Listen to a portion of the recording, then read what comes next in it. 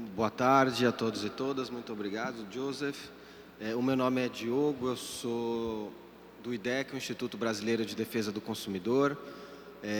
Esta é a atividade Conexão Móvel à Internet, o modelo de franquias e suas implicações para o acesso pleno à informação e à neutralidade de rede. Essa é uma atividade promovida pela Coalizão Direitos na Rede. Para quem não conhece, a Coalizão Direitos na Rede é uma rede de entidades da sociedade civil, com mais de 35 organizações que atuam em temas ligados aos direitos digitais, formada há mais de 2 anos, aproximadamente 2 anos e meio, e essa é uma atividade que, embora tenha sido inscrita pelo IDEC, ela é uma atividade que foi idealizada no âmbito da Coalizão Direitos na Rede. Queria agradecer ao CGI pela oportunidade, por ter viabilizado essa atividade, e agradecer aos participantes aqui da mesa que aceitaram o nosso convite, a Cristiana Gonzalez, pesquisadora da Unicamp, o Eric Matos, da Abrint, o Fábio Koleski, da Superintendência de Relações com o Consumidor da Anatel, a Flávia Lefebvre, do Intervozes e também membro do Comitê Gestor da Internet, e a Juliana Omes, aqui do IDEC, que vai fazer a relatoria dos nossos trabalhos. Bom, para não perdermos mais tempo, eu vou passar a palavra para a Flávia e não vou fazer grandes introduções temáticas ao nosso macrotema, mas como pano de fundo, eu diria que a gente tem assistido a um aumento da penetração da internet no Brasil, baseada especialmente em conexões móveis. Então, nós temos um contingente enorme de pessoas, milhões e milhões de brasileiros, consumidores, que estão passando a ter acesso pela internet exclusivamente por conexões móveis. Eu acho que esse é o grande pano de fundo aqui da nossa conversa. Vamos falar sobre implicações sociais, econômicas, questões jurídicas e técnicas envolvidas. Vamos ter 10 minutos para cada um, eu aviso faltando 2 minutos, embora vocês tenham um aviso aqui que não é pequeno. Tá? E vamos começar com a Flávia. Obrigado, Flávia. Boa tarde a todas e todos. Obrigada, Diogo, pela oportunidade. Esse é um tema muito caro para mim. Várias pessoas que estão aqui participaram dos debates sobre o Marco Civil, desde o Ministério da Justiça até o Congresso Nacional, quando um ponto que foi crucial, para além do artigo 19, que também foi um tema bem quente nos debates sobre o Marco Civil, mas a questão da neutralidade da rede, que está diretamente imbricada com esse tema, no nosso modo de ver, também foi um ponto de bastante conflito, bastante debate, mas nós chegamos num resultado muito bom. Eu queria fazer uma introdução que não está na minha apresentação, mas inspirada aqui por uma fala do Demi, não sei se todos estavam aqui na sessão principal. O Demi falou uma coisa que eu acho muito importante a gente resgatar. Tem muita gente falando que a internet mudou, que a internet tem trazido problemas, que a internet não é mais a mesma, e de quando a gente fez o Marco Civil, que muita coisa mudou. E, na realidade, o Demi nos lembra, e eu acho muito importante lembrar, que a internet é uma camada, a internet é uma infraestrutura, né? E o que opera sobre a internet é que são aplicações feitas e desenvolvidas por empresas que têm interesses comerciais, interesses privados, legítimos, né? Porém, essas empresas devem observar alguns princípios. Entre os princípios, eu quero retomar aqui um princípio muito importante que foi assinado por mais de 110 países no NET Mundial, no encontro NET Mundial, em 2014, no mesmo ato em que foi sancionado o Marco Civil da Internet pelo então presidente Dilma Rousseff, e um dos princípios que ficou expresso foi, como princípio para a governança da internet, que o NET Mundial identificou um conjunto de princípios comuns e valores importantes que contribuem para uma estrutura de governança da internet inclusiva, multissetorial, eficaz, legítima e em evolução, e reconheceu, e essa é a parte que eu queria destacar, que a internet é um recurso global que deve ser gerido no interesse público. Ou seja, independentemente de a gente estar falando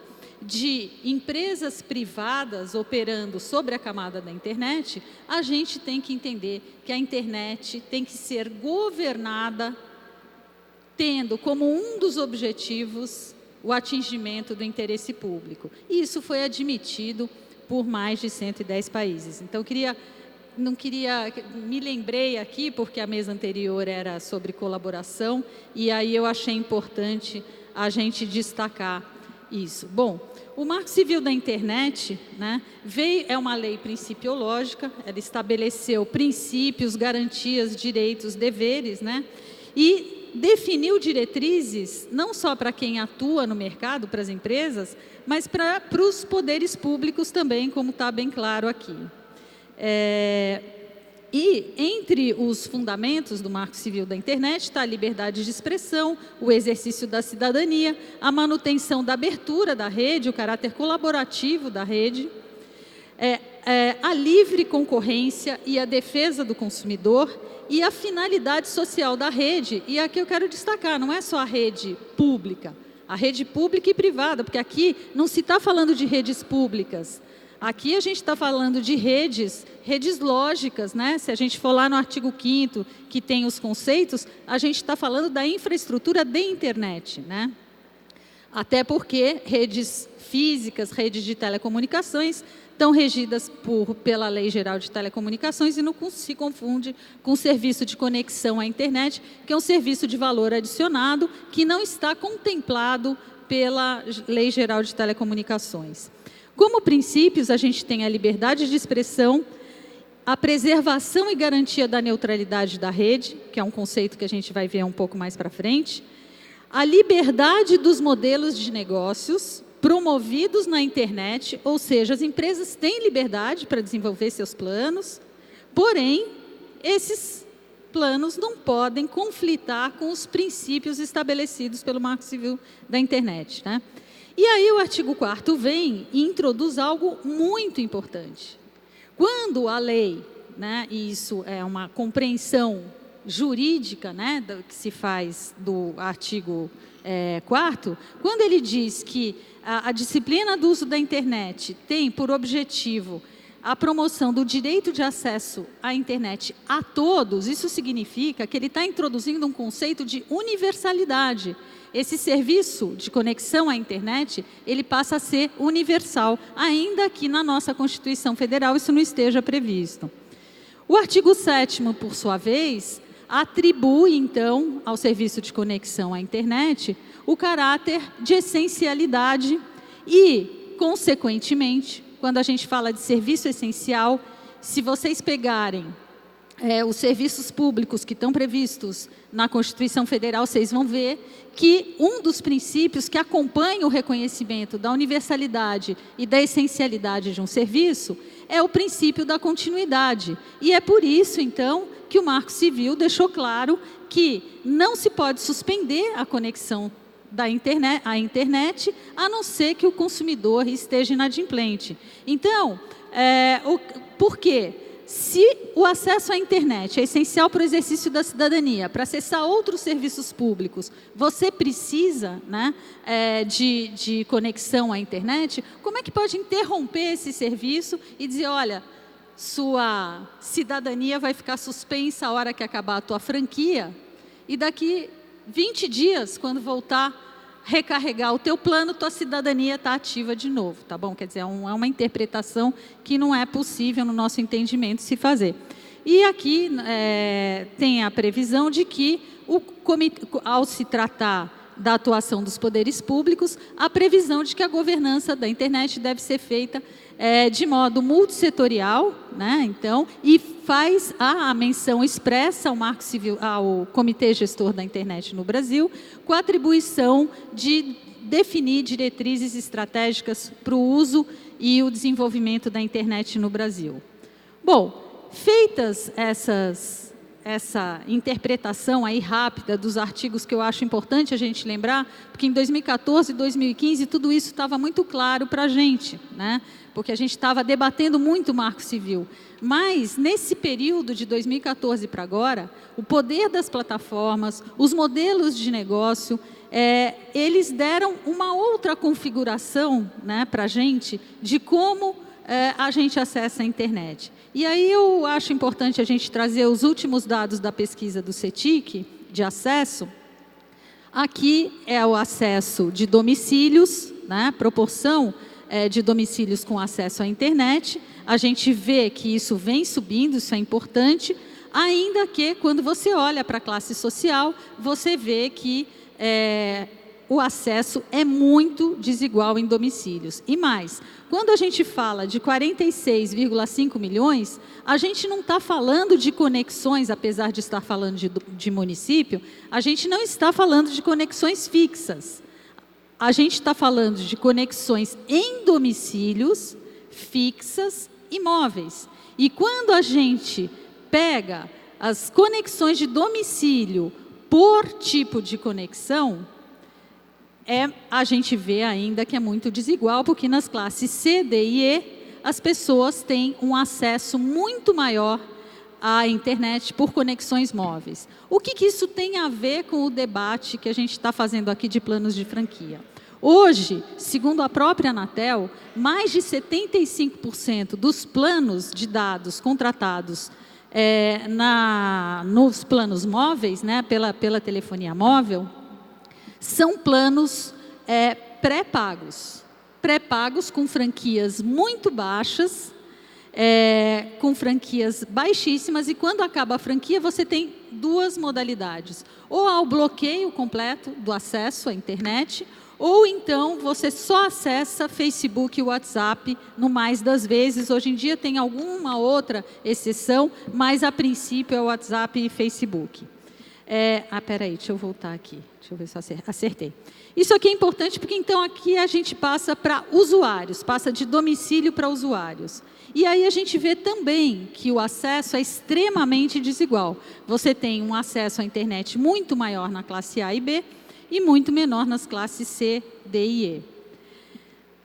E esse dado, né, mostra ainda como o acesso à internet é desigual no Brasil. Você pega, isso aqui é proporção de usuários de internet por dispositivo utilizado de forma exclusiva ou simultânea, você vai na classe D e E, você tem 85% das classes D e E só acessando a internet por dispositivos móveis e, certamente, com planos, com franquia e, portanto, com os limites que a gente viu. Ou acaba a franquia, a pessoa perde o acesso, ou ela acessa só Facebook e WhatsApp. Na classe C, isso chega a 61%. Considerando as características socioeconômicas do nosso país, a gente terá aí, certamente, pelo menos 100 milhões de brasileiros com acesso extremamente restrito à internet. Não é à toa que as campanhas de desinformação para as eleições de 2018 se deram especialmente com a utilização do WhatsApp, né? Aqui a gente tem, são dados da Anatel, né? A distribuição que eu já falei de planos pós e pré-pago. Esses são dados de agosto de 2019, tirei esse gráfico do site da Anatel. Ou seja, a gente tem claramente uma internet para quem pode pagar e outra internet muito diferente para quem não pode, né?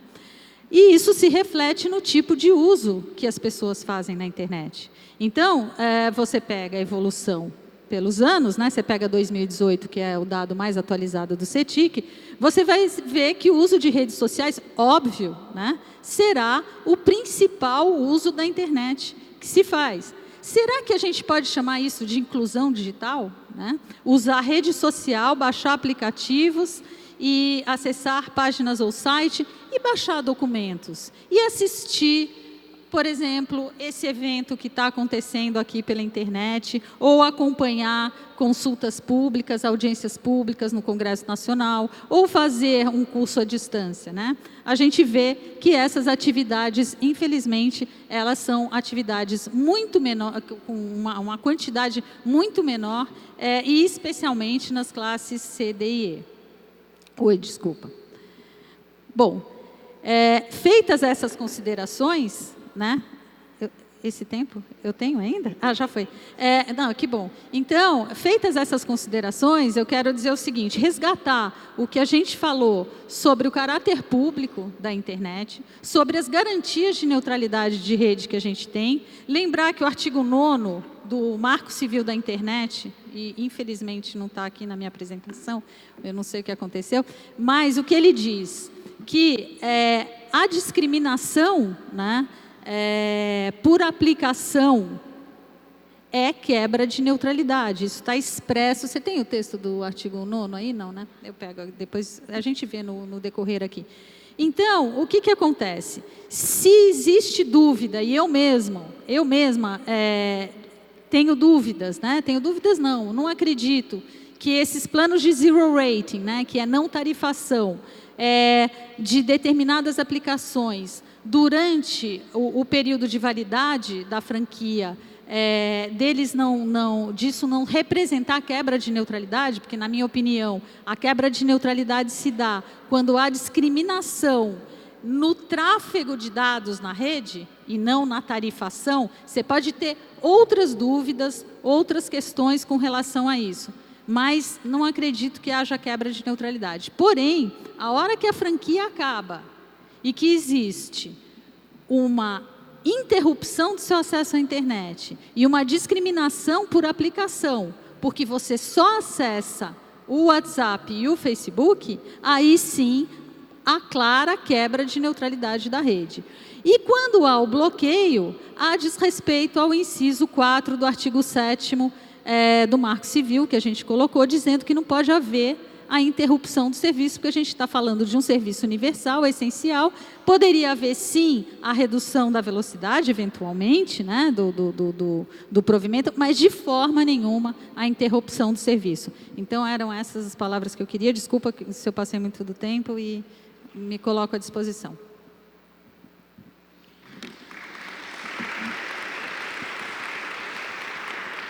Muito obrigado, doutora Flávia. Vamos passar diretamente aqui para a Cristiana Gonzalez. Nós íamos ter uma apresentação, vamos inverter a ordem, tá, colegas? Vamos primeiro para a Cristiana e depois para a próxima apresentação do Eric. Obrigado, Cris. Bom, alô? Boa tarde a todos e todas, né? Sou Cristiana, eu sou pesquisadora da Unicamp e eu não vou falar sobre regulação, porque eu sou, enfim, da área da sociologia, então eu vou explorar aqui mais os aspectos sociais e políticos e um pouquinho econômicos dessa prática de bloqueio de franquia de dados, né, após o fim da franquia, né?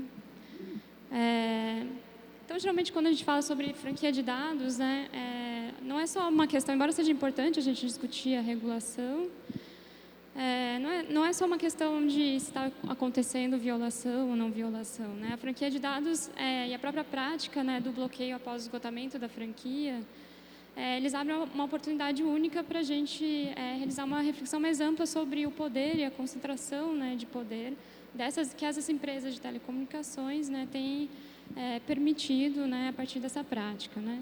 E eu vou querer destacar 3 pontos, né, que são, enfim, a própria concentração de poder e, enfim, os seus efeitos sobre o debate público, né, e os impactos econômicos, a produção e reprodução de desigualdades, né, sociais, e eu vou discutir um pouquinho por que é importante a gente conversar sobre isso nesse momento, né, porque eu acho que tem um impacto sobre o próprio futuro da internet com a chegada do 5G. Então, geralmente, né, para a gente falar sobre concentração de poder, a gente sempre ouve falar nas discussões sobre internet, né, tem um discurso generalizado de que as redes de telecomunicações, elas têm um papel indispensável, né, no acesso que seria uma espécie de nova esfera pública, né, mediada pela comunicação na internet. Mas eu acho que essa metáfora popular da internet como a esfera pública, né, ela geralmente negligencia, né, os aspectos mais obscuros. Só tem 3 minutos, não, né? Mais obscuros dessa formulação. Alguma coisa aconteceu. Segue, acho que alguma coisa aconteceu. Então. Vai tranquilo. Então, enfim, além do que já é destacado, né, enfim, por inúmeros autores e autoras que debatem a questão da internet como uma esfera pública, né, de que existe uma variedade ampla, né, de formas de se acessar essa vida pública digital, vamos dizer assim, né, e uma diversidade de arenas públicas capazes de expandir a nossa esfera discursiva, né, na internet. Vários autores destacam, né, que embora o mercado ele ajude a criar um espaço inicial para o engajamento, né, e no caso da internet e da infraestrutura, né, os provedores são de fato responsáveis pela expansão de escala, né, no espaço. Esse mesmo mercado ele constantemente ele ameaça, né, colonizar, contaminar e restringir essa suposta esfera pública, né, por meio da privatização, né. Alguns autores, né, se referem a esse fenômeno na internet de uma refeudalização da esfera pública, né, um processo no qual esse espaço público ou conteúdo gerado a partir da nossa relação com a tecnologia, ele acaba sucumbindo a pressões comerciais e reorganizando as hierarquias. E o que isso tem a ver com a franquia, né? Se a gente olhar para os dados do CETIC, que a própria Flávia já apresentou bem, né, e no próprio relatório que o IDEC lançou recentemente, nós temos que 33% da população não possui acesso à internet, sendo que 66% dos indivíduos com celular acessam a internet por planos pré-pago, como a Flávia já destacou, sendo que quase a totalidade desses planos oferecem zero rating, né? E quase sempre com acesso gratuito a aplicativos do grupo Facebook, né? Com isso, a gente acaba restringindo e, como eu falei, liquidando ainda mais as formas de acesso ao debate público e a nossa própria vida política, né? Então, tanto no caso da telefonia móvel quanto na fixa, ao discriminar esses conteúdos e aplicações após o fim da franquia contratada, os provedores de conexão, né, que a gente acredita ser uma violação da neutralidade de rede, eu concordo com a posição da Flávia, acabam privilegiando, então, um grupo limitado de empresas, Facebook, WhatsApp, Instagram, Twitter, Waze, 99 Táxi, e por aí vai. Se a gente imaginar, né, enfim, nesse contexto, né, qual que é o impacto na economia? Se a gente imaginar que um grupo de motorista gostaria de desenvolver algum novo tipo de aplicativo de transportes, né, ele vai ter uma barreira de entrada nesse mercado, né, muito maior do que o 99 Táxi ou, eventualmente, o Uber, se viesse entrar num pacote de franquia de dados, né. E na internet fixa, esse problema também acontece, né. Então, e aí não são só os casos de Facebook e WhatsApp, mas já vi analisando, né, alguns casos, por exemplo, tem ofertas de Netflix, nesses combos família, em que você tem desconto e tal. Então, você privilegia um produtor de conteúdo, né, num contexto onde proliferam iniciativas desse tipo, né. Então, as operadoras deixam de ser uma infraestrutura que promove encontro entre produtores e provedores, né, nesse mercado ideal, né, com os consumidores cidadãos, né, e se converte em uma espécie de gargalo digital, distorcendo, né, o próprio mercado. E as teles acabam perturbando, né, um arranjo que, se ele fosse pensado de outra maneira, né, levando em conta o interesse público e o caráter essencial do acesso à internet, ele poderia redistribuir os custos da manutenção e ampliação da rede, né? Então, o que muitas vezes é tratado como liberdade no modelo de negócios, que é esse, né, o discurso das empresas, acaba sendo uma imposição de um modelo, né, se a gente também considerar que muitas cidades brasileiras, né, existem poucas opções, né, de acesso à internet, poucas empresas oferecendo esse tipo de serviço, né. Então, a alegada liberdade de escolha dos usuários acaba sendo materialmente reduzida na prática, né. O segundo ponto realmente, e aí a consequência disso é que ela tem um reflexo na produção de desigualdade, né? Então, quando o conjunto muito restrito de ferramentas de comunicação e de acesso à informação, né, é oferecido, né, sobre a bandeira do discurso da liberdade e modelo de negócios, parte de uma concepção muito problemática, que eu considero muito problemática, de que estamos numa sociedade de iguais, né? E, na verdade, todos sabemos que existem, além dos impedimentos econômicos, que eu já falei, existem outros impedimentos informais, né, a essa suposta paridade participativa, né, que que persiste, né, se todo mundo assumir que todos acessam de uma maneira igualitária os serviços e aplicativos oferecidos pelas práticas zero rating, né? Então, no final das contas, esse modelo e essa visão acaba dando vantagem a grupos dominantes na sociedade, né, e colocam em desvantagem, né, os grupos subordinados. Vale lembrar que quando a infraestrutura que constitui o suporte material à circulação, né, a circulação de conteúdos, né, e informação é de propriedade privada e operada com fins lucrativos, esses grupos, né, subordinados, né, geralmente não têm acesso igual aos meios materiais de participação igualitária. Então, a economia política, que é ignorada na regulação da Anatel, que pelo próprio CAD, na regulação da neutralidade, ela acaba reforçando o que é essa cultura, né, esse estado, esse contexto de desigualdade, né, realiza de um modo informal. Então, esse problema pode ser visto, né, por exemplo, então, qual que é o que essas empresas de telecomunicações acabam fazendo na prática, né? Aqui no fórum, a gente já fez, no fórum e, enfim, ao longo dos últimos anos, a gente tem feito vários debates, né, sobre os problemas de regulamentação do Facebook. Então, vários exemplos, como o Facebook gera problemas ao decidir o que é nudez do que não é nudez, né? Como essas ferramentas oferecidas nos pacotes de franquias, né, acabam disseminando ou reforçando o discurso de ódio na mulher, né? Então, você acaba mobilizando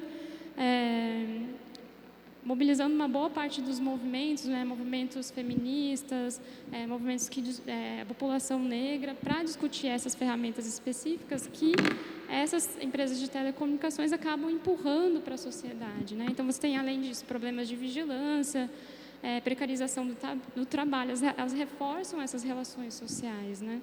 E acabam se eximindo da responsabilidade sobre o impacto que essas ferramentas têm, né? E aí, como meu tempo já está acabando, eu vou passar rapidamente por que isso é também importante, né, para a gente pensar o futuro da internet, né? Então, queria destacar que esse debate de franquia de dados também é importante para a gente pensar o caso do 5G, né?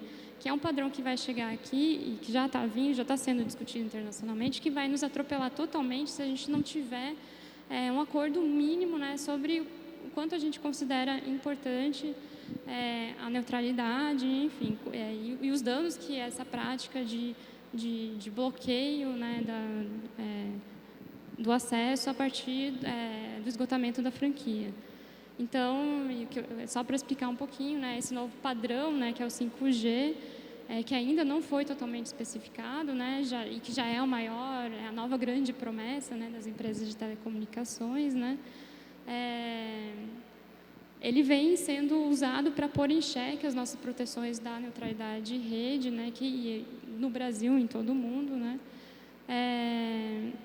justamente porque o 5G traz uma nova opção para as operadoras, né, de telecomunicações, de aprofundarem o seu controle sobre o fluxo das informações, que eles chamam de divisão de rede ou network slicing, né, que são exatamente políticas diferenciadas de qualidade do acesso e de qualidade de serviço, né, à rede de acesso, né. Já está terminando o meu tempo. Então, se a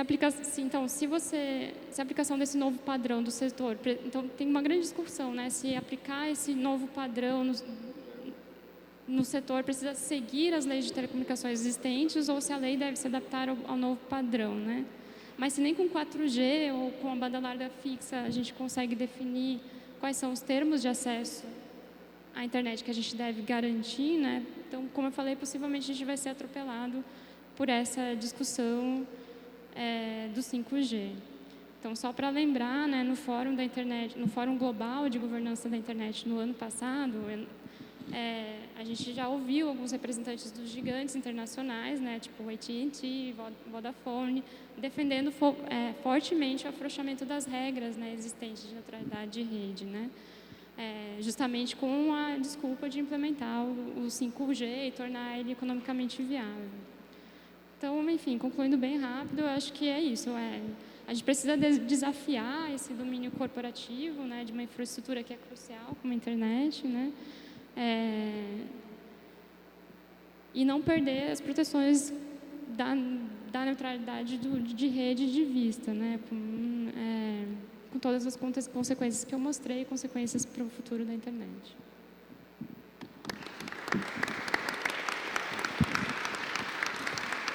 Muito obrigado, Cristiana, pelas reflexões que você trouxe para a gente aqui.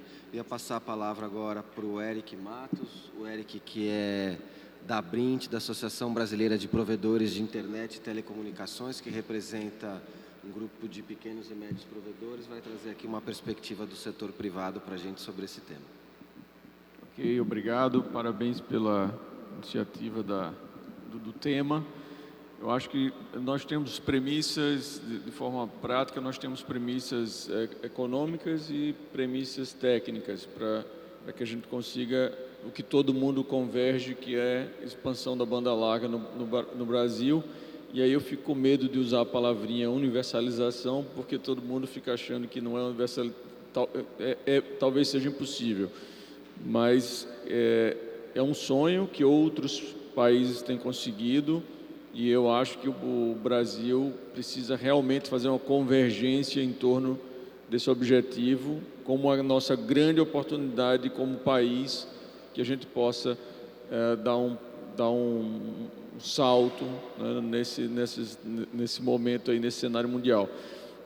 Eu fujo um pouco intencionalmente do tema, falando, porque a gente estava com a meta de falar sobre móvel, né, sobre internet móvel, e acho que sim, ela precisa ser debatida e o faremos, mas nós estamos caindo nessa discussão de internet móvel e de suas limitações, porque nós entendemos, e é verdade hoje, no retrato atual, que a internet no Brasil se dá principalmente pela internet móvel.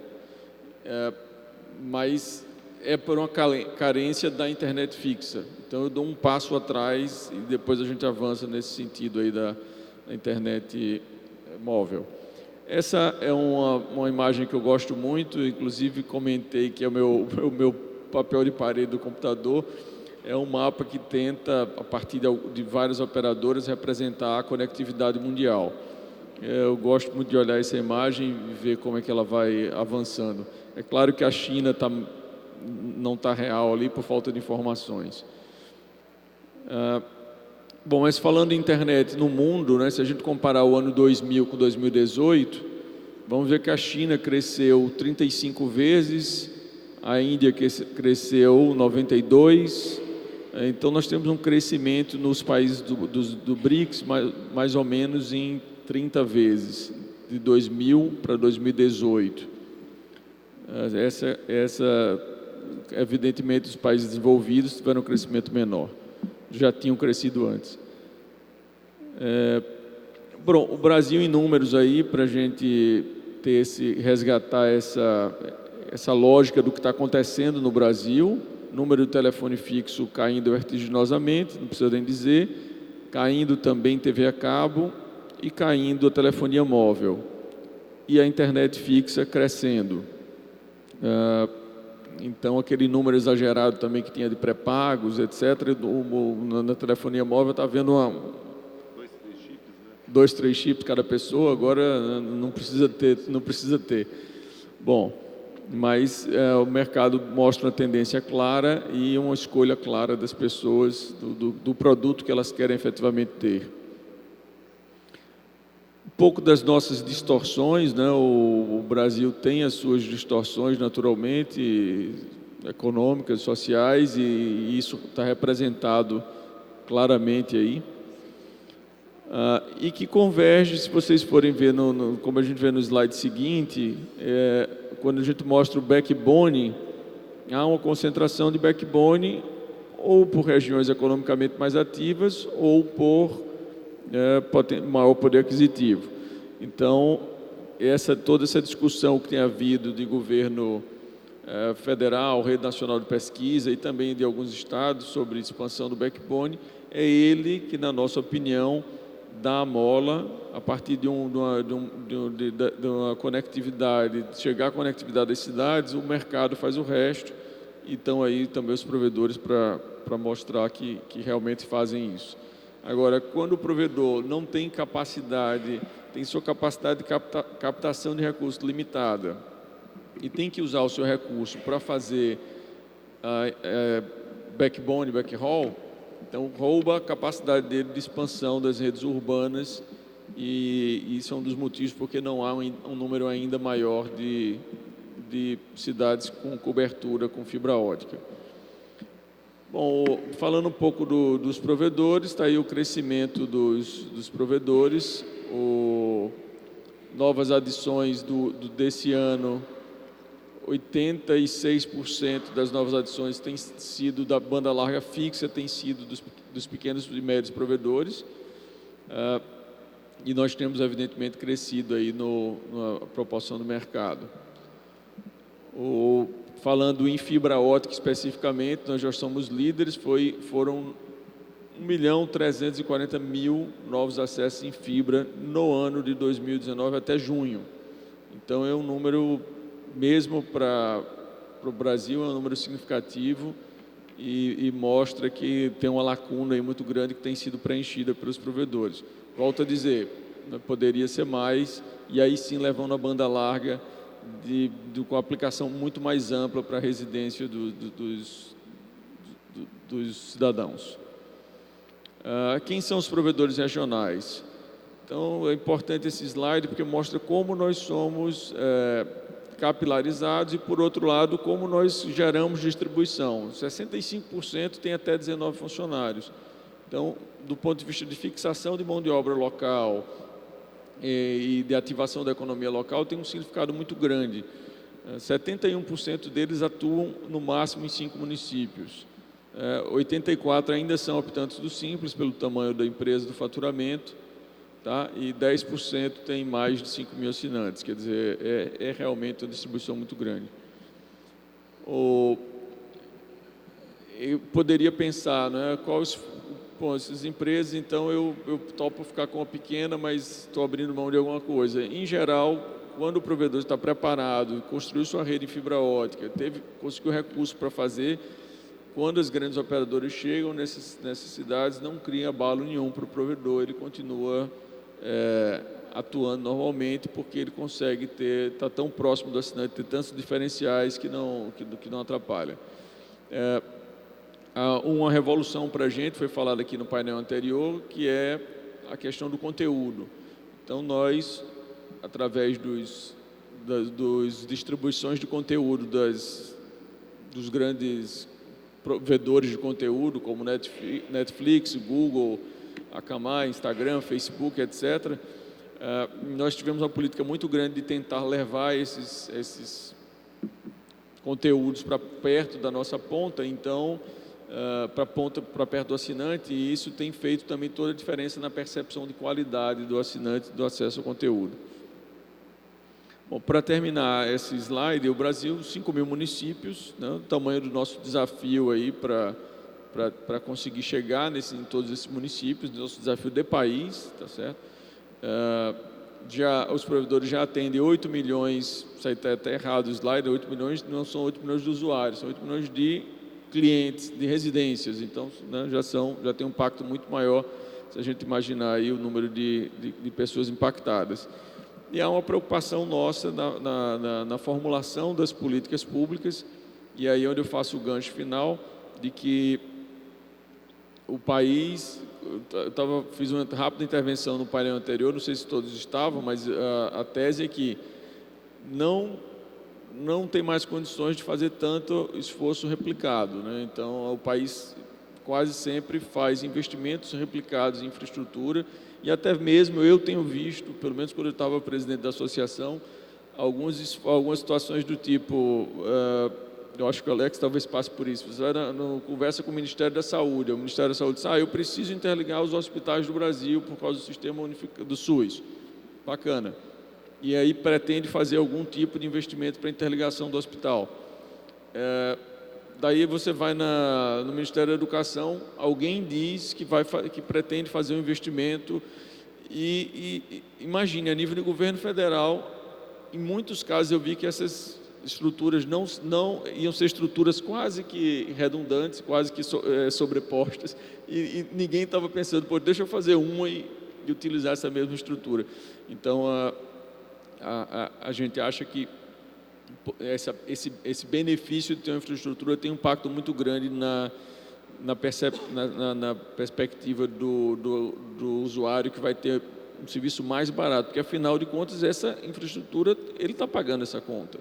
Quando alguém faz 3 redes na mesma cidade e tem a mesma quantidade de clientes para pagar, esses clientes, não se enganem, não é a empresa que está tendo prejuízo, esse custo está distribuído para as pessoas que estão pagando. Então, para terminar mesmo, eu queria só dizer que travou aqui. Aliás, esforços e sobre a capacidade de rede móvel.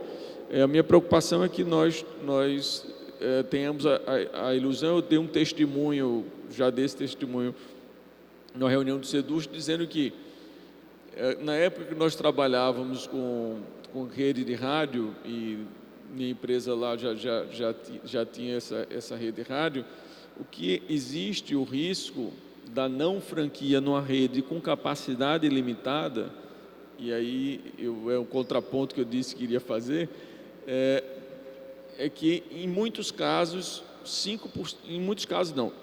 quase sempre, em diferentes regiões do Brasil, 5% dos clientes consomem 50% da banda. E se você diminuir isso para 2%, vai ficar 20 e poucos por cento. Então, há uma concentração muito grande de poucos usuários que consomem muito. É igual a gente ir para um self-service e o dono do restaurante vai fazer um preço mais alto para todo mundo, mas só tem um pequeno grupo que come exageradamente. Então, a provocação, a Marina gosta de ter uma provocação, quer dizer, vamos pensar junto aqui, botar todo mundo na mesa e pensar fora da caixa. Então, eu acho que nós deveríamos pensar que alternativas nós temos diante da limitação técnica e financeira, mas que nós possamos garantir o direito às pessoas a ter um conteúdo real e, quer dizer, por um preço justo, que a gente não tente ter uma média que a gente prejudica a maioria.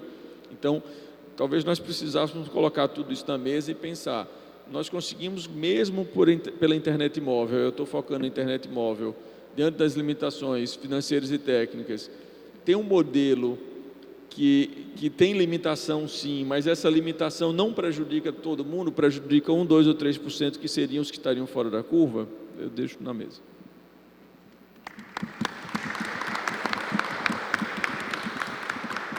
Muito obrigado, Eric. Achei que você ia fugir da nossa questão, mas fez uma boa provocação para a gente continuar a conversa em seguida. Muito obrigado. Vou passar a palavra agora para o Fábio Koleski. O Fábio Koleski é da Superintendência de Relações com o Consumidor da Anatel. Muito obrigado, Fábio, por ter aceitado o nosso convite. Ok, eu que agradeço o convite, Diogo, eu agradeço a organização do evento também. Um pouco assim, o que eu queria trazer um pouco aqui é a perspectiva do regulador, de um regulador no setor econômico, como é que ele pode encarar umas discussões como essas e como é que ele mesmo absorve essas discussões. Eu acho que é bastante importante, a gente já teve momentos importantes aí de discussão sobre a franquia na banda larga fixa, na qual foi muito importante a participação da sociedade civil. A gente tem mecanismos como o Comitê de Defesa dos Usuários de Serviços de Telecomunicações, que muitas das discussões, inclusive pelo IDEC, chegou uma proposta que acabou resultando numa discussão que subiu para o Conselho Diretor da Anatel, que ampliou uma cautelar que a própria Superintendência de Relações com Consumidores já havia dado. Sobre essa questão. Então, esses aspectos da discussão social são muito caros e muito importantes para a Anatel. E a gente começa a pensar, queria trazer um pouco assim, como é que entrou a história da franquia na banda larga móvel no Brasil. Primeiro, todo o arcabouço legal pós-privatização já foi feito num modelo no qual o agente regulador, o Estado, não iria ou tarifar preço ou determinar exatamente como que seriam os modelos de negócio das prestadoras, os modelos de negócios e os planos que seriam oferecidos para elas. Por questões como que o do Eric falou, assim, em boa parte do mundo, as prestadoras que, inclusive, atuam no Brasil, mas são prestadoras transnacionais, já trabalhavam com um modelo de venda de serviços de internet móvel com pacotes de dados com franquias limitadas. Especialmente cresceu muito isso aqui, a grande expansão da internet no Brasil, da internet móvel no Brasil, se deu, assim, eu imagino que a partir de 2015, um pouco depois que chegou a tecnologia 4G aqui, na qual a gente, pegando todos os dados, seja do CETIC, seja os dados da Anatel mesmo, a gente vê que houve um uso maior da internet móvel e especialmente nas classes D e E. Então, se por um lado esse é o modelo limitado, foi o modelo que se expandiu. E hoje a gente está trabalhando aí com centenas de... Acho que ao todo a gente vai ter na internet, ao todo na telefonia móvel, uns 220 milhões de contratos vigentes. A gente sempre lembrar, assim, a gente quando está falando de mercado que tem 220 milhões de contratos entre prestador e consumidor. Então não é uma coisa simples, não é uma coisa que a gente chega e, puxa, vamos mudar aqui. Assim, tem que pensar muito e pesar muito. Então foi crescendo esse mercado baseado nesse modelo já. Com o Marco Civil da Internet houve uma discussão, essa discussão foi absorvida, inclusive nessa discussão que levou a cautelar, que está suspensa até agora as franquias na banda larga fixa, mas na telefonia móvel, até pela limitação e o que foi entendido na época pela Anatel e passou por vários processos lá dentro, poderia existir a franquia. Quando a gente fala, e no Marco Civil da Internet, assim, o argumento que a Flávia usa também muito bem, assim, da não suspensão, né, do serviço público. Por outro lado, o contra-argumento não, mas aqui o que é comprado, um serviço público comprado com uma limitação, como seria uma passagem de ônibus. Você compra para ir daqui até ali, até aquele momento, passou, você não teve débito, mas você não usa porque você já chegou ao seu destino. Então, são essas discussões que estão acontecendo e eu imagino que devam continuar acontecendo, não acredito que devam parar tão cedo. Mesmo a questão da neutralidade, eu acredito, Flávia, assim, que a neutralidade é um debate que vai ocorrer por mais alguns anos, a gente vai continuar debatendo, e não só aqui, fora daqui, e a gente vai descobrindo exatamente o que é neutralidade à medida do que vai acontecendo e do que vai sendo decidido, do que vai sendo debatido. Eu acho que todos esses pontos são pontos de aprimoramento do debate regulatório e legal sobre o tema. Por último ponto, eu falei mais do que isso, né? Demorou uns 2 minutos. Para abrir o relógio. Exato. Mas então eu acho que eu só queria trazer esses contrapontos aqui mais imediatos e está aberto também para discussões aqui, para a partir de perguntas ou para o debate. Muito obrigado, Fábio. Bom, agora abrimos um período de perguntas, intervenções do público. Quem quiser pode se dirigir ali ao microfone. Não sei se já temos pessoas preparadas para fazer questões. Temos? Se não, a mesa tem certamente algumas, mas vamos lá. A mesa tem várias, na verdade. Vamos lá, se vocês pudessem, por favor, se apresentar. Boa tarde, eu sou a Natália, trabalho na assessoria do Comitê Gestor, porém estou falando na minha capacidade pessoal, não representando o CGI. Em relação ao que a Flávia falou, né, recentemente o BEREC, que é, na verdade, lá da Europa, ele divulgou um relatório, né, de avaliação dos últimos 3 anos, né, da diretiva que está lá em vigor em relação à neutralidade da rede e avaliou, né, ele considera que após o término da franquia de dados, algumas aplicações elas continuam sendo utilizáveis de alguma forma, e isso é uma violação à neutralidade da rede. Então, acho que isso é um entendimento bem interessante, né, que a gente pode trazer talvez para o nosso debate. Também o regulador alemão, ele falou, né, eles publicam anualmente as questões de neutralidade da rede nos países, né, lá na Europa, e, por exemplo, na Alemanha, que eu li o relatório, os casos mais comuns é o zero rating, que tem sido considerado uma violação, e também a questão das portas fechadas, né, nas conexões domésticas. E, por fim, eu queria fazer uma pergunta para o Fábio, né, da Anatel, até tendo em vista que o Marco Civil, ele, né, ele assegura aí a neutralidade da rede. Eu gostaria de saber quais são os trabalhos que a Anatel tem feito para enforcement disso aqui no Brasil e se tem algum caso, por exemplo, de alguma denúncia de possível violação que ocorreu aqui no Brasil e se existem relatórios públicos como existe na Europa sobre essas questões. Obrigada. Oi, pessoal, boa tarde. Parabéns pela mesa. Meu nome é Luan, eu sou pesquisador do Centro de Tecnologia e Sociedade da FGV Direito Rio. Primeiro, o exemplo que você usou do transporte público é meio complicado, porque eu moro no Rio e lá a máfia do transporte público é bem cruel. Então, não considero um bom exemplo. A minha pergunta vai para a mesa, mas eu peguei um pouco do que a Flávia falou. Eu queria saber se existem dados sobre essa relação entre as baixas franquias e as práticas de zero rating. Porque o que muito se diz na literatura é que existe a criação de uma escassez artificial. E eu queria saber se a gente consegue fiscalizar esse tipo de prática, se existe mesmo essa escassez artificial. E também como a gente consegue ver se existem, como a gente consegue fiscalizar e propor medidas contra os acordos comerciais que existem entre os provedores de conteúdo e os provedores de acesso. Porque eu mesmo, em algumas pesquisas, já tentei entrar em contato com as companhias e algumas dizem que elas fazem isso de livre e espontânea vontade, algumas dizem que tem acordo, mas não especificam como que funciona essa prática de dados patrocinados. É isso. Obrigado, Luan. Por favor, amigo. Olá, boa tarde. Eu sou Sávio, estou aqui pelo programa IUF, sou mestrando em computação pela UFRJ. Eu vim trazer um ponto importante nessa discussão também, que é a parte do 5G, que está por vir aí nos próximos anos. Está dando para entender a pergunta? Está sim? Que está vindo nos próximos anos, e a gente sabe que a pretensão do 5G, o que se espera do 5G, é que ele inclusive substitua em grande parte o tráfego que hoje passa pela banda larga fixa, pela questão da mobilidade, a qualidade e velocidade das conexões, o que agrava muito mais, aumenta muito mais esses valores que hoje, aumentaria muito mais esses valores que hoje a gente tem e que a Flávia apresentou.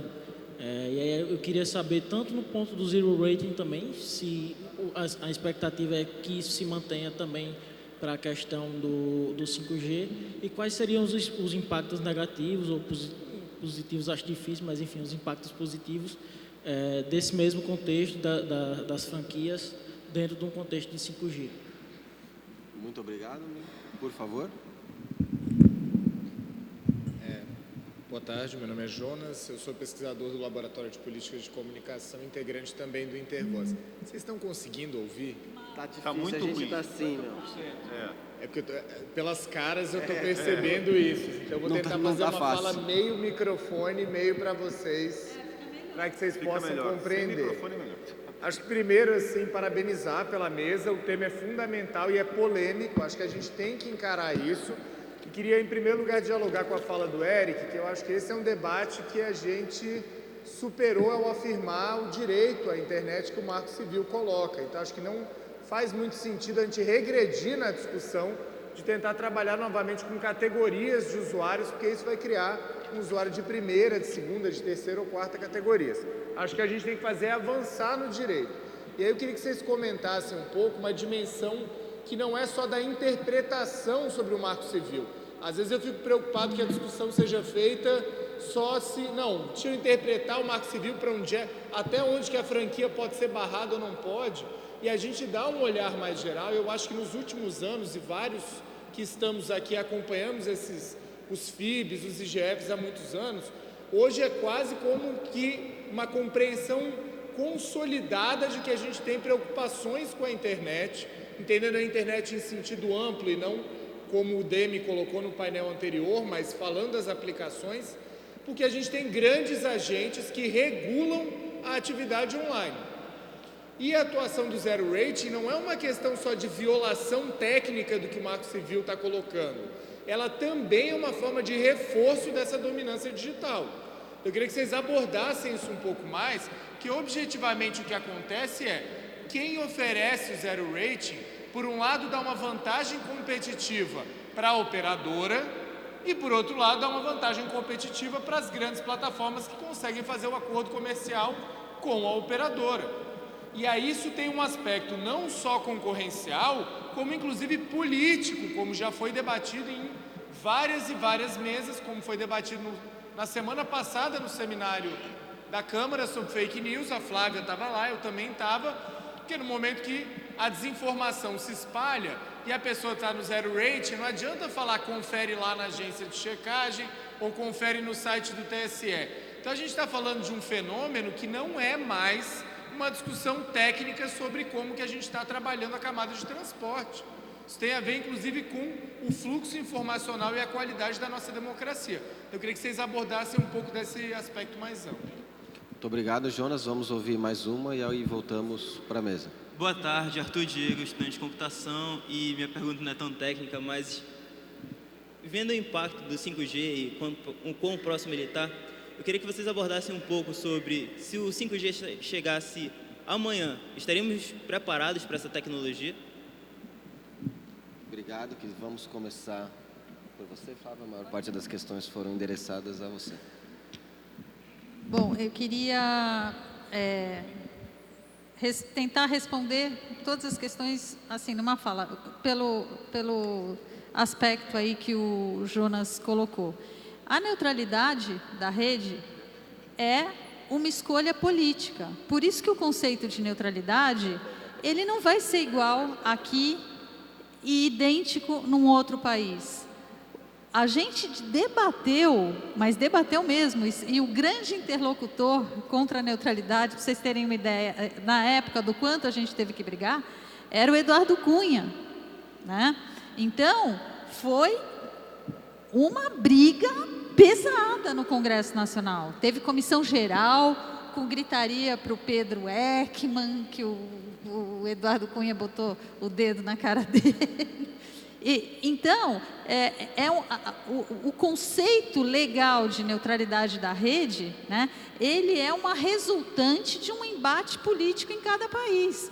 Eu entendo assim, né, a neutralidade da rede, como que ela surge? Né? Ela é um conceito que veio com o Tim Hook, que queria tratar de questões concorrenciais, quando determinadas operadoras de telefonia degradavam o tráfego de outros concorrentes que faziam voz sobre IP, por exemplo, e eles degradavam o tráfego para impedir a concorrência.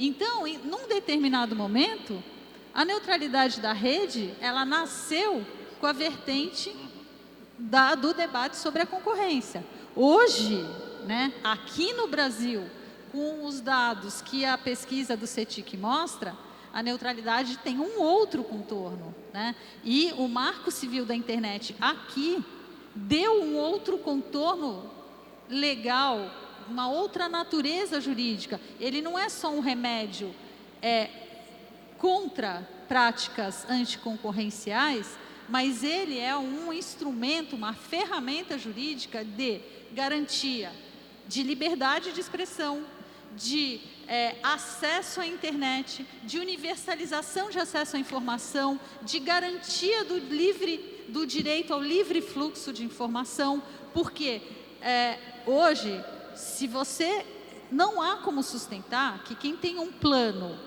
com franquia, que depois ele só tem acesso ao Facebook e ao WhatsApp, que a pessoa tenha livre fluxo, consiga exercer seu direito de livre fluxo à informação. Ele vai estar, o direito à informação, o acesso à informação, vai estar relacionado, vai estar restrito pelas práticas comerciais das empresas. Então, eu vou ficar por aqui. Eu queria falar sobre a escassez artificial. Eu acho que a escassez artificial está relacionada, eu acho que a mesa vai falar sobre isso, e só queria falar uma coisa, com relação a 5G, gente, 5G é acesso móvel, depende de torre, mas depende de fibra ótica, de muita fibra ótica. O nosso investimento no país começou a recuperar o ano passado. Nós temos 3 anos seguidos de queda de investimento em rede fixa de telecomunicações. Nós vamos discutir isso aqui amanhã. Olha, infelizmente, para nós do terceiro mundo, entendeu? Nós falta muito, infelizmente, para a gente chegar no 5G. Muito obrigado, Flávia. Queria aproveitar a oportunidade para dizer que o IDEC acabou de lançar um documento sobre esse tema. Está disponível na nossa página eletrônica, idec.org.br, um documento coordenado pela equipe do Programa de Telecomunicações e Direitos Digitais. E um dos dados dessa pesquisa, nós pesquisamos os planos de internet móvel das grandes operadoras de telecomunicações, e dos 45 planos disponíveis para os consumidores, 44 eram baseados no modelo do zero rating, com a continuidade do acesso após o bloqueio somente de determinados aplicativos, em especial os aplicativos dos grupos Google e Facebook. Já pediria para você também, Cris, além de apresentar suas questões em relação às perguntas, também fazer suas considerações finais, para que a gente possa acabar mais ou menos no tempo previsto. Tá. Eu só vou falar um pouquinho do 5G, eu não sou, assim, super expert. Eu tenho estudado a internet das coisas, então acho que foi por aí que eu entrei. Eu lembrei do 5G como um elemento importante para a gente discutir aqui. Mas obviamente, como a Flávia falou, né, o 5G ele depende muito de fibra ótica, então claro que a gente não está preparado e ele vai chegar aqui. Todas essas alterações na regulamentação que a gente está vendo hoje na área de telecomunicações, em parte, são pressionadas para, pelo menos esse é o discurso, né, para a gente receber o 5G, mas ele vai chegar de uma forma muito desigual no Brasil, porque a gente já tem um acesso muito desigual, né, aqui. E ele tem uma característica técnica, mas que também é política do 5G, né, é isso que eu falei, o network slice, né, que é o fatiamento da rede. Por quê? Porque essas redes do 5G, né, elas têm muitos diferentes casos, diferentes usos, né, para a rede, são diferentes objetos, diferentes tipos de uso que você vai precisar, né, que você vai usar na internet das coisas, né. Não é à toa que é dividido em rural, né, usos industriais, usos rurais, usos na cidade, enfim. Então, é um tipo de tecnologia que permite essa prática, né. E o que isso significa? Né? Que você vai precisar de uma configuração diferente para cada necessidade, parâmetros de rede, né? Isso inclui latência, alocação de velocidade. Então, ela permite esse tipo de flexibilidade de maneira muito mais fácil do que a gente tem hoje nas outras gerações, né, tecnológicas. Então, é nesse sentido, né, que as empresas têm alegado que, enfim, essa tecnologia, para a gente desenvolver o 5G, que vai requerer esse tipo de flexibilidade, né, a gente precisa também diluir um pouco o nosso conceito sobre neutralidade de rede, né, e eu acho que aqui a gente está discordando um pouco disso, assim, né. Sobre a colocação que o Jonas colocou, acho que eu falei um pouquinho, né, acho que as empresas de telecomunicações, né, os provedores, eles têm um papel fundamental, assim, nesses problemas que a gente vê hoje, né, mas eu acho que não é só a desinformação, acho que essas práticas de oferta de pacotes de aplicativos, né, que vem na nossa franquia de dados, eles são uma espécie de uma cesta básica tóxica, assim, né, que eles oferecem para o usuário, né, como se tivesse, enfim, em vez de arroz e feijão, eles dão bolachinha recheada e bacon para você, né. Então, é problema de desinformação, precarização do trabalho, todas as consequências, enfim, de violência na internet que essas plataformas como Facebook e Twitter só reforçam, né, a gente discute aqui amplamente isso. Então, eu acho que essas são, enfim, todos os efeitos dessa prática de zero rating. Obrigado, Cristiana. Ia passar a palavra aqui para o Fábio e para o Eric, mas temos mais uma pessoa inscrita querendo fazer uso da palavra. Vamos passar para ela. Alex, se você pudesse apresentar, por favor. Alexander Castro, eu trabalho no Cine Telebrasil e represento as empresas prestadoras de telecomunicações que fornecem o acesso à banda larga, tanto fixa como móvel. Eu não sei se vocês estão me ouvindo bem, estão ouvindo bem aí? Porque quando eu estive aí, eu tinha dificuldade de escutar quem fazia a pergunta. Bom, na verdade, eu queria só fazer um registro. O registro é o seguinte. Como a Flávia mencionou, a questão da neutralidade de rede foi amplamente discutida no Congresso Federal. Tá? Ela foi então, conceituada e não era o conceito que, por exemplo, que o nosso setor gostaria que fosse, mas é o que está lá, tá certo? E o que está lá tem que ser respeitado, né? E não distorcido, né? Então, lá diz claramente que, né, as empresas de telecomunicações, os provedores de acesso, né, devem tratar todos os pacotes de forma isonômica, é o que está escrito lá. Sem entrar no mérito que isonômico não é igual, mas vamos supor que isonômico fosse igual, tá certo? O que tem que estar dito é o seguinte: todos os pacotes que trafegam nas redes têm que ter o mesmo tratamento, tem que ter um tratamento igual. Bom, e é isso que as empresas de telecomunicações fazem, ou seja, elas dão um tratamento igual a todos os pacotes que são transportados na rede. Elas não bloqueiam nenhum acesso, os usuários têm acessibilidade plena, elas não discriminam, não degradam, por questões anticoncorrenciais, o tráfego desses pacotes e, portanto, elas cumprem na integralidade o conceito de neutralidade de rede. Então, o conceito de neutralidade de rede não se confunde com eventuais práticas de zero rate. É importante que a gente deixe isso bastante claro. E não é o setor de telecomunicações que está falando isso, né? O Ministério da Justiça, a Anatel, o CAD e várias outras entidades governamentais já se manifestaram nesse sentido. A Flávia deve lembrar, na época que houve um questionamento muito grande com relação à franquia na banda larga, móvel, né? Foi desenvolvido todo um trabalho junto com a Senacom, com o Ministério da Justiça, a Anatel, a área lá do consumidor da Anatel também estava presente, enfim, né? E tanto que a interpretação da legislação, de maneira geral, sempre permitiu a prática de franquia na banda larga móvel, né? Até porque, além de ela não ferir a legislação, ela também é necessária, porque a rede de acesso móvel ela tem uma limitação de capacidade. É como o satélite, é como um rádio, é como qualquer sistema wireless que tem uma capacidade limitada de coisa. Então não pode se oferecer acessos ilimitados. Bom, de uma maneira geral, o mundo inteiro trabalha com esse conceito de franquia. Em algumas administrações, algumas pequenas empresas, são normalmente as pequenas empresas, oferecem planos ilimitados para banda larga móvel. Por que elas fazem isso? Porque o conceito adotado no país permite uma oscilação na velocidade que é ofertada ao cliente.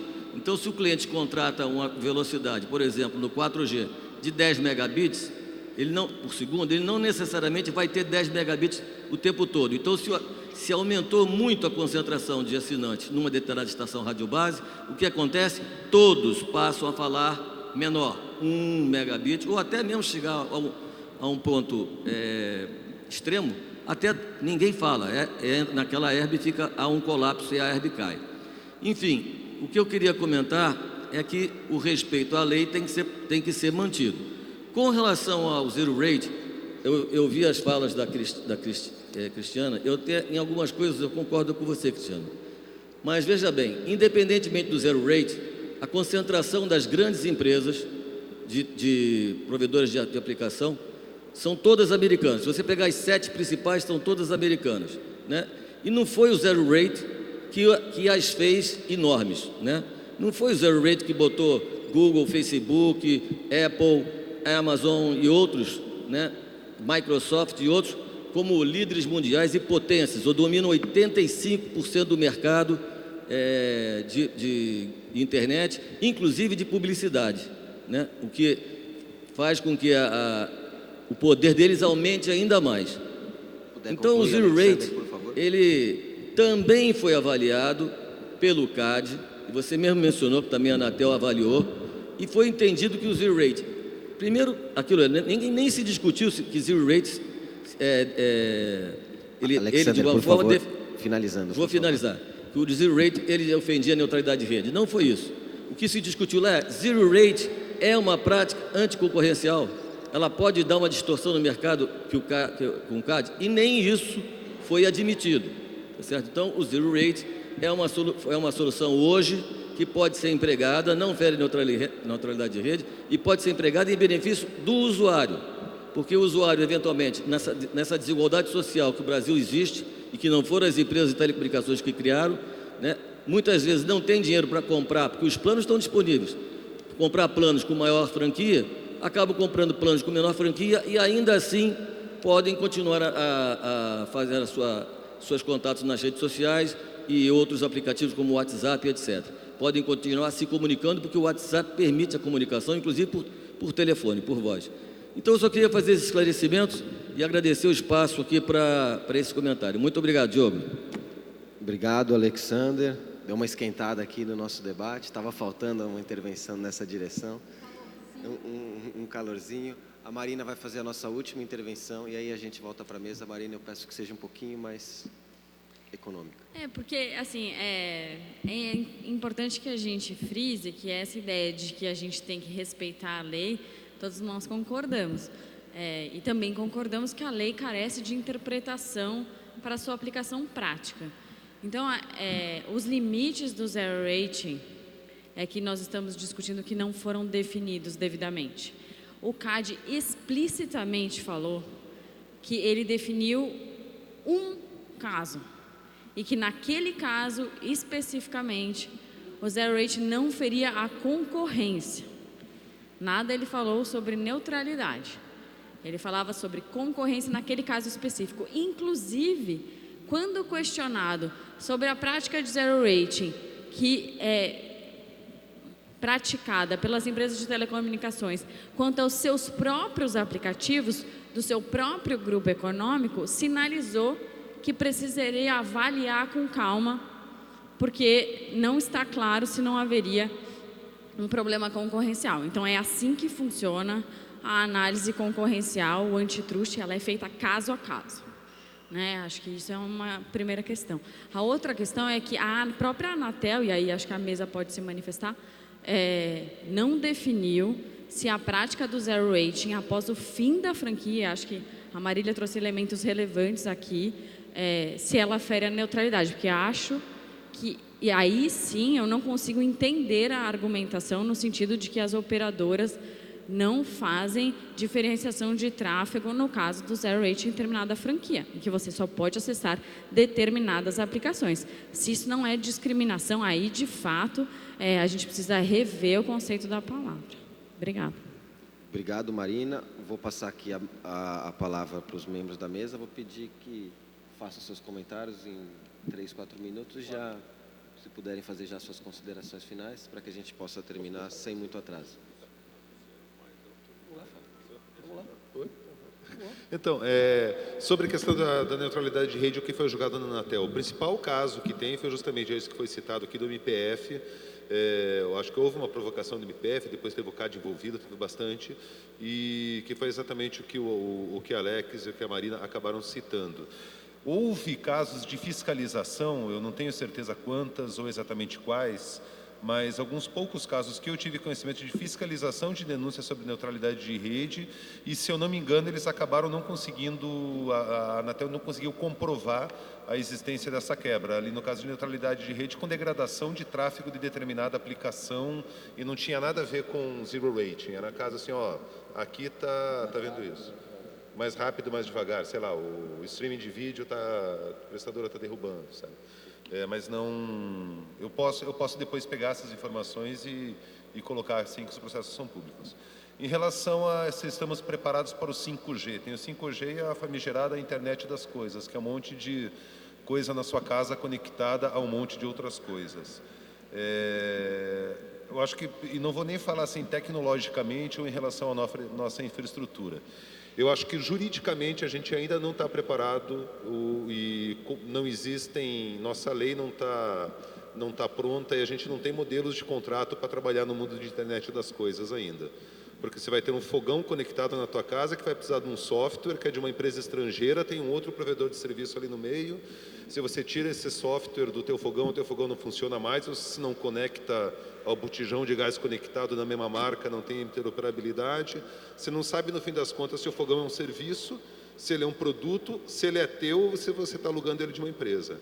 Então, acho que e cada uma dessas coisas vai ter um termo de uso gigante que você vai ter que dar um ok e um consentimento para pegar um dado pessoal seu para alguma coisa. Então, acho que a gente não está preparado para isso. Então, basicamente, posso passar para o Eric também agora. Obrigado, Fábio. Ok. Bom, serei breve. Quero só resgatar dois aspectos que eu tinha colocado na apresentação inicial.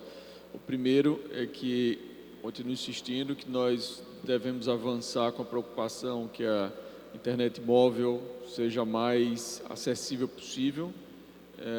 Entretanto, não tirar o olho da fixa, que é ela que efetivamente vai gerar inclusão ampla para todos nós. E, graças a Deus, ela vem crescendo, mas poderia estar crescendo muito mais. No aspecto da proposta que eu comentei colocar na mesa, eu esclareço que quando eu falo nessa proposta, é uma proposta que nós façamos considerando o que fazer depois de chegar, que o assinante chegou ao limite dele, o limite que ele contratou, que também, como já foi bem colocado, é um debate muito difícil, porque é uma relação comercial. Existe o plano com debate no contrato e ele aceitou aquele limite. Depois disso, eu sou completamente favorável que seja feita uma redução para garantir serviços essenciais, inclusive. Acho que a saída do zero rating é uma saída muito... não é a melhor saída, eu acho que é um jeitinho, mas me preocupa ainda que esse desequilíbrio no consumo. Então, a gente está preso num círculo que a gente não consegue, por causa de menos usuários, a gente não consegue garantir uma acessibilidade para a maioria. Mas volta a citar, eu estou falando simplesmente de limite, depois que limitação, depois o que fazer para ter uma limitação mais inteligente, falando em outras palavras. Obrigado, parabéns novamente ao IDEC, Intervozes. Todas as interações que eu os vejo de público ou de forma privada são sempre muito inspiradoras. Renova a crença que o consumidor vai vencer. Muito obrigado, Eric. Passar a palavra rapidamente para a Flávia também. Infelizmente, no meu slide, o que aconteceu com o artigo 9º, mas graças à internet, eu peguei aqui o Marco Civil, e a gente tem o seguinte, no artigo 9º, o responsável pela transmissão, comutação ou roteamento tem o dever de tratar de forma isonômica quaisquer pacotes de dados, sem distinção por conteúdo, origem e destino, serviço, terminal ou aplicação. No parágrafo 3º está dito o seguinte: na provisão de conexão à internet, onerosa ou gratuita, bem como na transmissão, comutação ou roteamento, é vedado bloquear, monitorar, filtrar ou analisar o conteúdo dos pacotes de dados. Aí é a questão de você inspecionar pacotes, Mas é proibido bloquear, E quando acaba a franquia, há discriminação, há o bloqueio e a discriminação por aplicação, Assim é a discriminação. Bloqueia-se o acesso, porque quando você está conectado à internet, você pode acessar todos os IPs que estão disponíveis na sua rede, nas redes que estão integradas ali. Na medida em que acaba a minha franquia e só tem um buraquinho na minha janela para eu olhar para o Facebook, para o WhatsApp, está havendo bloqueio e discriminação por aplicação, no tráfego na rede. Os pacotes de dados de outras aplicações não trafegam na minha conexão. Isso, eu fico contente, a Natália trouxe esse precedente, parece que tem um precedente em Portugal também, a gente vai levantar isso, mas para além disso, a gente tem um resultado considerando as finalidades do Marco Civil da Internet, que inclusive tem entre suas finalidades a inclusão digital, me parece que esse tipo de modelo de negócios, ele contraria princípios que estão no Marco Civil, contraria a finalidade de inclusão digital e tem um resultado social e com efeitos na nossa democracia muito perigosos, como a gente constatou e está sentindo na pele, né? Muitos brasileiros, e nas árvores aqui da Amazônia, com a eleição que aconteceu em 2018. Então, eu queria dizer que, só para esclarecer uma coisa que o Jonas tinha dito, que eu não disse antes, ok, a internet é tudo, né? Mas é muito importante que a gente separe a camada, porque ela é feita de várias camadas, a camada da infraestrutura, porque ela é vista, até que se decida ao contrário, né, como se ficou decidido no NET Mundial, um recurso global que deve atender ao interesse público. E esse modelo de negócio não atende o interesse público. Vou passar para a Cris, que parece que ela quer... Bem rapidinho. Que às vezes dá a impressão, né, que as operadoras estão fazendo um gesto de caridade em relação à população de baixa renda. Então, nós não somos responsáveis, né, pelas condições, pelo baixo poder aquisitivo da população. Então, nós oferecemos esse pouquinho de internet, né, para eles, e vocês, né, a gente aqui que vai contra esse tipo de prática, a gente quer, enfim, a gente vai prejudicar essa população. E não é verdade, né? Então, é como... Quando as operadoras falam isso, é como se elas considerassem que todo mundo tem um acesso igual à informação, né? Então, que ela não vai só acessar o WhatsApp, ela tem condições de acessar a informação por outras vias, e não tem. E eu concordo com a Flávia, tem impactos, né, tremendos sobre a nossa... eu vou falar agora. A gente acaba com... a gente acabar com esse modelo de volume de dados, né, e voltar para o modelo de velocidade, uma velocidade razoável. Então, você não bloqueia, você reduz a velocidade. Só. Bom, já avançamos um pouquinho aqui no tempo, precisamos encerrar, um debate bastante quente, complexo, difícil, tem variáveis técnicas, jurídicas, envolvem direitos fundamentais como direito à informação, liberdade de expressão, mas nos parece um debate que precisa ser feito, e me parece também que a Coalizão Direitos na Rede está comprometida em levar essa conversa adiante, apesar das inúmeras dificuldades e apesar de termos um modelo de negócios bastante consolidado hoje no mercado de acesso móvel. Queria agradecer mais uma vez o Eric, o Fábio, a Flávia, a Cristiane, a Juliana, que foi aqui nossa relatora, agradecer toda a equipe de apoio aqui do CGI, agradecer demais os nossos tradutores de Libras. E é isso, gente. O debate continua. Muito obrigado pela presença de todos e também obrigado àquelas pessoas que estão nos assistindo pela internet. Obrigado.